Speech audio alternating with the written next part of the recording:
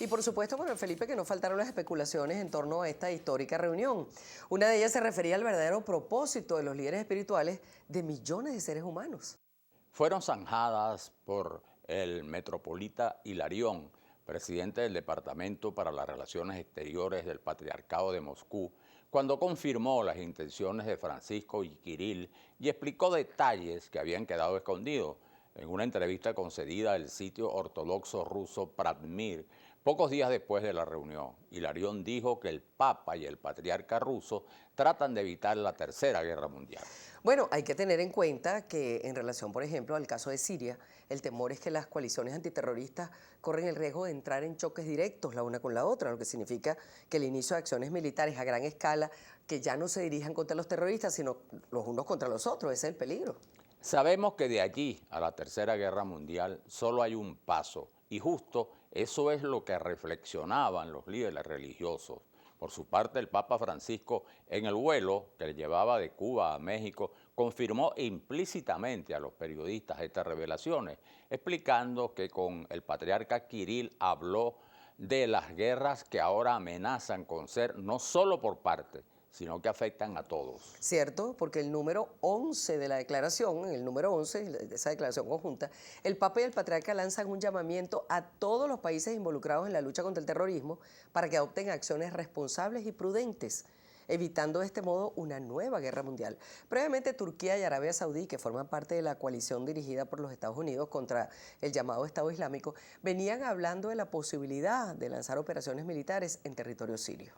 Pero el Papa quiso también abrazar al jefe de una iglesia de santos y mártires que durante las décadas de ateísmo impuesto por el régimen soviético aportó al mundo un gran tesoro de libertad y de humanidad.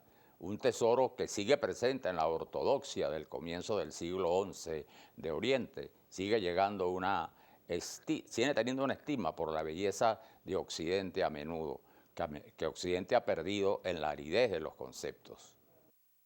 Esa unificación, yo me alegro de todo corazón que si se logra va a ser una maravilla, que aparentemente esa es la idea del Papa Francisco y del Papa Kirill.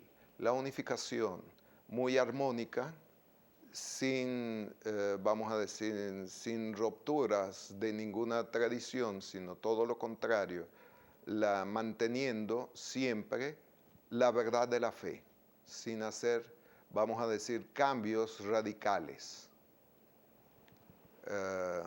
Ejemplo, tenemos yo digo, diferencia en la fecha pascual, que también nosotros respetamos la fe judaica o los hebreos, ellos celebran la Pascua, que para nosotros no es Pascua, pero nosotros reconocemos que hay la Pascua judía y nosotros respetamos los 10 mandamientos y todo el Viejo Testamento lo respetamos. Entonces nosotros no podemos celebrar la Pascua cristiana antes que la judía.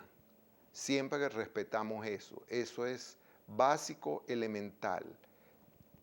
La Católica Romana hizo esa modificación que celebran cuando se determina la Pascua sin fijarse en la festividad judía, en la Pascua judía. Que eso también son cosas que yo digo, como ven ustedes mismos, lo que estoy describiendo, es factible de sentarse y ponerse de acuerdo y reconocer las fallas. Otra fuente de toda clase de comentarios fue la elección del lugar del encuentro. ¿Por qué se eligió a Cuba como sede para el encuentro entre el Papa Francisco y el Patriarca Kirill? A eso dio respuesta el secretario de Estado del Vaticano, Pietro Parolin, cuando afirmó: Cuba es un país neutro en el que no hay dificultades de tipo confesional. Por eso creo que por parte del patriarca se prefirió elegir este tipo de país. El patriarca hizo la propuesta porque estaba haciendo un viaje por América Latina y el Papa, quien desde el principio dijo que se habría reunido con él en cualquier lugar y cuando quisiera, aceptó esta propuesta sin duda. Esto dará un gran aporte a la causa ecuménica y a la paz en el mundo.